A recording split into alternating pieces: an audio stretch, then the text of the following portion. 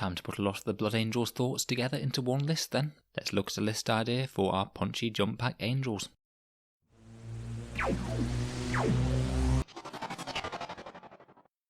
Hello and welcome back to Auspex Tactics, the strategy focused 40k channel, where we look at tactics behind our miniatures and how to put them into play on the table. Today we're continuing our Blood Angels series, and we're looking at an example list which aims to do what the Blood Angels do best, which is crash into the enemy at full speed shortly after falling out of the sky. This is just an example list, trying to showcase some of the new things that we can do with Blood of Baal. So without further ado, let's take a look. So for the first thing that we have to note is that this is a pure Blood Angels list. That means we'll be getting our combat doctrines and we'll be getting our unique assault doctrine, Savage Echoes. The Devastator doctrine will buff some autocannons turn 1. The tactical doctrine will buff our bolters turn 2, and then turn 3 the fun really begins, because any Blood Angels we still have left are going to go onto epic murder mode.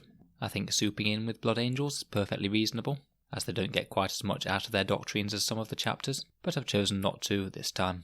Secondly, the list is organised into 2 battalions, giving us 13 command points to start with, and we haven't spent any on extra warlord traits or relics pre-game.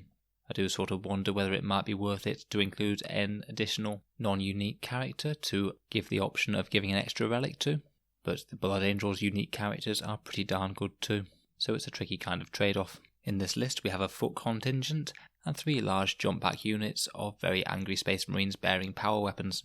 Let's cover the ground contingent first. Firstly, we have our main battle line, which is 3 units of scouts and 3 units of intercessors. I've given every single one of these squads a power fist, which might well be a bit of an indulgence competitively, but it does mean that your opponent really can't write these guys off at all. With Shock Assault, those intercessor power fists will be putting out 4 attacks, and with +1 to wound, they're going to at least bloody the nose of whatever they're fighting, provided they get to swing. The scouts, being armed with close combat weapons, can either sit on midfield objectives, or they can start right up front and centre next to the opponent's battle line and get some charges on the go. We'd want to do this if we knew we were going first. They won't be alone though, because we have 3 Invicta Tactical Warsuits with the autocannons, who have some nice options. Either they can start up with the scouts, getting ready for some more first turn charges, if we're playing someone who is really going to struggle with that sort of early game pressure, or they can loiter more backfield and focus on using their fairly impressive firepower to cut through enemy infantry and damage light vehicles with that autocannon. Each one of these has 18 shots, so that's 55 shots between the 3 of them, which should help us clear some of the chaff units. In this list, their shooting is just as important as their melee to me, though if they ever do get the chance to charge, strength 12 with +1 to wound is going to make a very nasty mess of anything. Also starting on the board, we'll have our new swanky Primaris Chief Librarian Mephiston, who will be taking Wings, Unleash Rage and Quickening. He'll want to deploy somewhere that's safe, maybe behind the intercessors, and then with Wings and Quickening he has a ridiculous threat range. On average he'll be able to charge something that's over 30 inches away, provided he does get Wings and Quickening off. He's very much a counter-attack type element, and if he does happen to be operating in an area around where some of the drops are coming in, he can certainly consider casting Unleash Rage for an extra attack on our Death Company or Sanguinary Guard. Finally we have Lamartes, who will most likely also be starting on the board, as he needs to be on the board to cast his +2 inch to charge litany at the start of the battle round. He'll similarly be loitering behind the intercessors, ready to move up turn 2 to an optimal drop site for the Death Company, and support them to hopefully get an easy charge with +2 inch range and re-rolling all charges. Hopefully that will save us having to fork out for the 3d6 inch charge, so we could use that on another unit coming in the same turn if we wanted to. Now let's talk about those jump back laden units of death. We have 2 units of 9 Death Company, they all have jump packs, 3 of them have Thunderhammers, as the remaining 6 have chainswords and bolt guns. I'd strongly consider starting one of them on the board turn 1. If we have first turn, then we'll put them right up on the line so we can use Forlorn Fury to hopefully get a first turn charge, along with maybe all of those Invictus and Scouts as well. If we have second turn, and the opponent doesn't have too many weapons that ignore line of sight, we'll start them on the board in the cover of a ruin, and use On Wings of Fire to jump them about the battlefield, and again hopefully get a first turn charge. They might well be hitting screens at this point, but we do need to clear the screens either with Death Company, Invicta Fire or Scout close combat weapon attacks, so it might not be the end of the world if they do need to lay down their lives for the greater good of Sanguinius. The other 2 units will start in the sky, along with the Sanguinor and a captain with jump pack who is our warlord.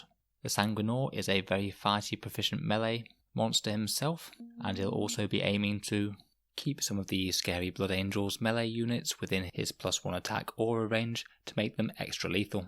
Finally, our jump pack captain will most likely start in the sky as well to keep him safe. He is our warlord with the Artisan of War traits to make his Power Fist a damage D3 +1, so on average he'll be dealing 3 damage just like he was armed with a Thunder Hammer, which now costs loads more.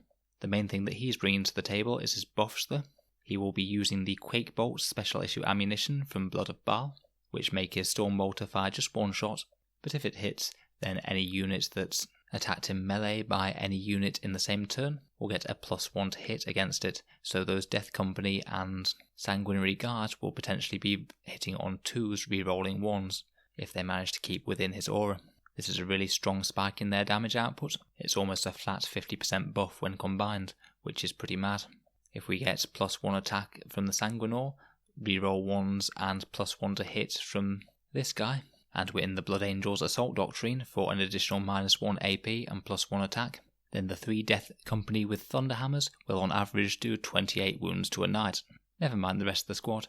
They could just tail back to be in aura range of the Sanguinor and the captain, so there's no need for paying for expensive stratagems like fighting twice. We just drop in with these easy buffs and annihilate whatever isn't well screened by the enemy. In terms of stratagems, I'd certainly be looking to use stratagems on the first turn to get a first turn charge with those Death Company if possible. If it's not safe for them to be on the board, however, there's nothing wrong with them coming down turn 2. Maybe we could have 2 units inside Lamarti's aura of reroll charges and +2 to charge, and hit the enemy across a wide front. For the Sanguinary Guard, I'd certainly consider using the 3d6-inch charge stratagem, and whenever the characters hit close combat, I'll certainly be thinking about Red Rampage, and if there's ever any opportunity to do horrendous damage, then Honor the Chapter is certainly an option for basically every single unit in this list, maybe barring the Scouts and Intercessors. I could see this list being very strong against anything that doesn't have adequate screening. Pretty much Imperial Knights without screens are not going to have a hope against this. As with Honor the Chapter, the Death Company squads could be killing 2 knights a turn with ease. Also, anything that's vulnerable to an Alpha Strike charge with the Invictus and Scouts is also really going to struggle. And also things like Eldar Flyers might not have the best time, as they're going to be repeatedly charged by heavy-hitting, deep-striking units. Things that could give this list a bit of a pause, though, are armies that have a lot of screening units, particularly things like Imperial Guardsmen. We're also not the strongest against Hordes. We have a lot of very high-quality attacks, but maybe not quite as much quantity as some Blood Angels lists can do. Though admittedly the Death Company do hit home with 41 attacks each, so it's not like they're any slouch in close combat. But they might struggle to say clear an entire Plague Bearer blob in one turn, for example. I'm hoping the Invictus can help at least a little bit with this, as they do have a lot of shots. Also, things with good Overwatch and Interceptor stratagems could be very annoying to face off against. Space Marines, where you have to drop near a big unit of something like Centurions or Aggressors, could be nasty, particularly if you take a whole load of Auspex scan shots to the face with your Death Company squad, and this really could cut down on how much damage they're about to do. Also, things like Tau, if there aren't any options for charging out of line of sight, could be another big problem. Overall though, I think this will be really fun to play. Nothing beats the feeling of charging an enormous squad of assaulty Space Marines and taking out a hard target, or dropping a fighty character down in the midst of some enemy tanks and turning them all upside down. I think I might need to start making some more jump back infantry for my Blood Angels.